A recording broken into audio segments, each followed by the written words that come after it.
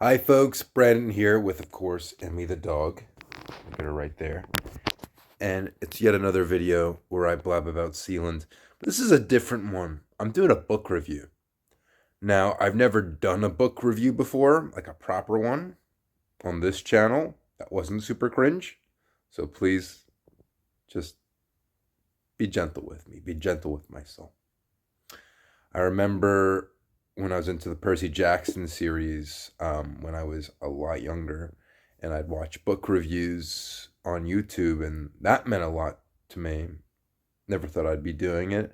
But when it comes to Sealand, I do things I'm not always comfortable with because it's Sealand, it's the principality. You got to serve the principality. So, Michael Bates, he made a book called Holding the Forts, singular, Holding the Fort, years ago. And I figured I'd review it because I recently finished it. And oh my God. So, the story of Sealand is an interesting one. If you follow this channel, you probably know it. If you don't, you can Google it and get a good synopsis. It's crazy. But I'm here to tell you that it gets crazier when you read the book.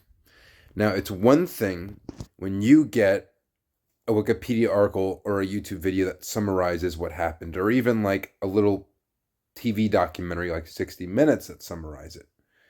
This is the ultimate recounting of the story of Sealand. It's the ultimate recounting. I highly, if you have any interest or desire in learning more about this small little place and how it was formed, it goes over everything. How it started out, the background of how it was made as a fort in World War II when it was Ruff's Tower. Back in the 60s when different disc jockeys used it for pirate radio and other forts like that. And as a communications major, I definitely was very interested and invested in that side of the story, but how there is a demand for radio that wasn't just talk radio or classical music. You had these pirate radio stations that were made despite what other radio stations would have wanted or mother country Britain would have wanted, and made something that was more popular for people that were clamoring for it, and how that was taken down. And stubbornly enough, Roy Bates decided to make the principality as we know it, the principality as we know it. And that was met with confusion and it seemed crazy, but because it was in international waters, it seemed good. And it was good. It goes into the court hearing that ruled that Sealand or Ruff's Tower or whatever you want to call it is out of jurisdiction of Britain. Whatever happens there is in international waters, therefore they're not going to touch it, which gave Sealand more power. It, of course, talks about that famous coup, how the current reigning prince, Michael, was kidnapped and locked into a room and sent over to Holland, and how he had to work with his family afterwards with a James Bond stunt helicopter person to take it back over. It goes into so much detail about what happened to Michael, because this is his account. This is very firsthand. Talks about what they did in ways that, and I've seen a lot of people describing it, even Prince Michael's own words.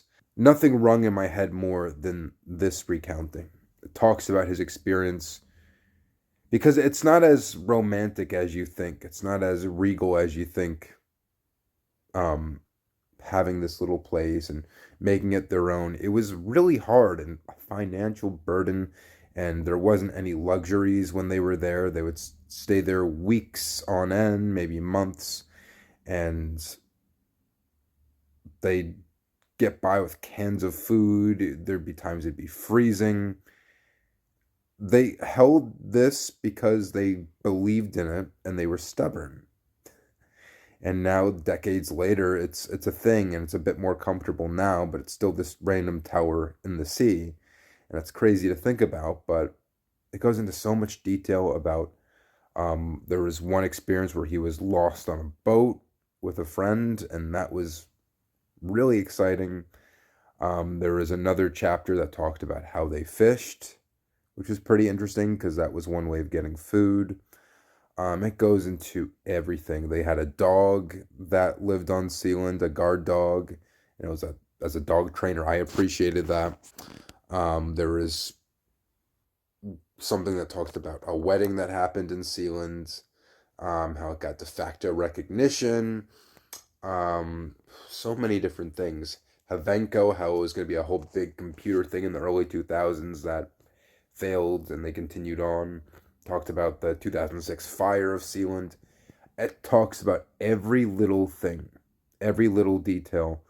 And as someone who's been a part of the journey for a few years, who's been supporting this crazy, crazy, psychotic little place, it fills me with a sense of pride.